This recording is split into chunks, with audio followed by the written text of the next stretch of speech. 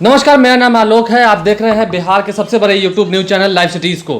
अनंत सिंह ने यह साफ साफ आरोप लगा दिया है जदयू के विधान पार्षद नीरज कुमार पर कि उनकी सरकार है, इस कारण से ही उन्हें बचाया जा रहा है। कन्हैया कुमार को जिस तरीके से गोली मार दी गई थी, अनंत सिंह के समर्थक हैं, तो नीरज कुमार को बचा लिया जा रहा है इस मुकदमे में, क्योंकि सरकार में सम्मिलित हैं, वो विधान पार्षद हैं जदयू के।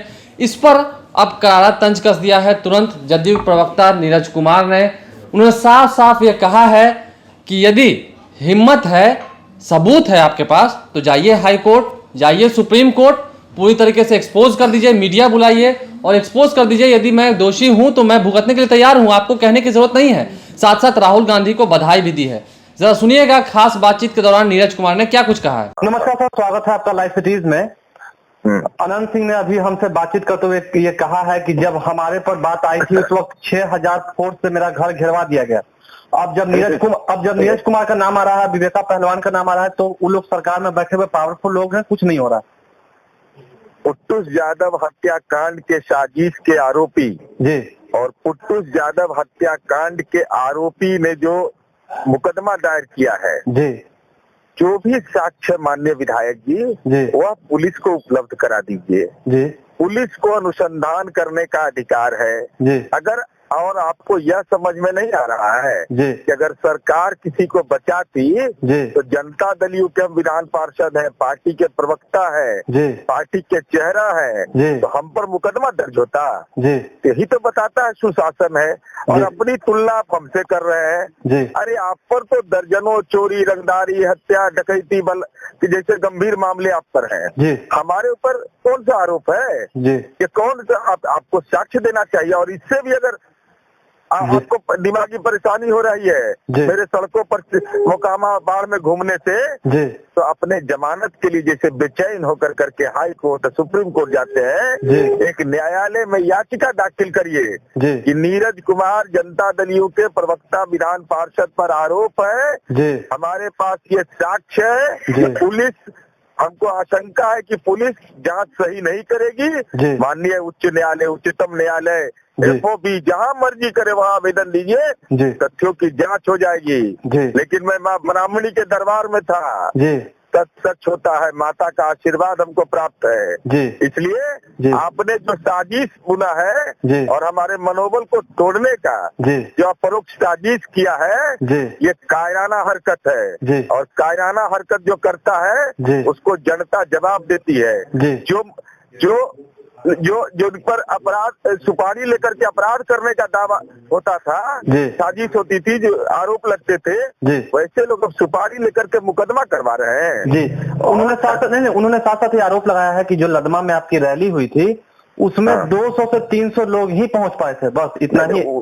अरे बेचारे को 200-300 गिनने आएगा, लिख सकता है 200-300 कैसे लिखाता है, तो उसके ज्ञान को कहाँ कोई चुनौती दे सकता है। भाई उस सेल में, जेल के अंदर में रहे हैं, वो भागलपुर जेल रहे हैं, बेऊर जेल रहे हैं, तो उनके ज्ञान को और उनके अंक गणित को हम चुनौती नहीं दे सकते हैं। हमारा औकात ही नहीं है, उतना ज्ञान भी हमको नहीं है। वो अंक गणित के, आप सभी चारवाक का अंगणित पढ़े हैं, वो उनको तो इतना जानकारी हम लोग तो साधारण गांव के स्कूल में पढ़ करके आए हैं।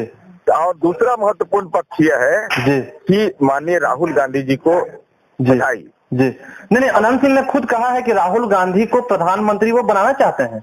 इसीलिए तो मैं कह रहा हूँ, माननीय राहुल गांधी जी को बधाई इस बात के लिए कि बिहार में प्रथम मुख्यमंत्री डॉक्टर श्री कृष्ण सिंह का राजनीतिक वारिस होने का दम भरने वाली कांग्रेस पार्टी को आज अनंत सिंह और पप्पू खान जैसे लोगों से अपनी रैली को सफल बनाने के लिए सहयोग लेना पड़ रहा है। राहुल गांधी जी, मेरा अनुरोध होगा आपसे कि आप बिहार के जितने सेंट्रल जेल है या जेल है, उसके अंदर सेल के अंदर जो बैठा हुआ कैदी है, उससे समर्थन पत्र ले लीजिएगा।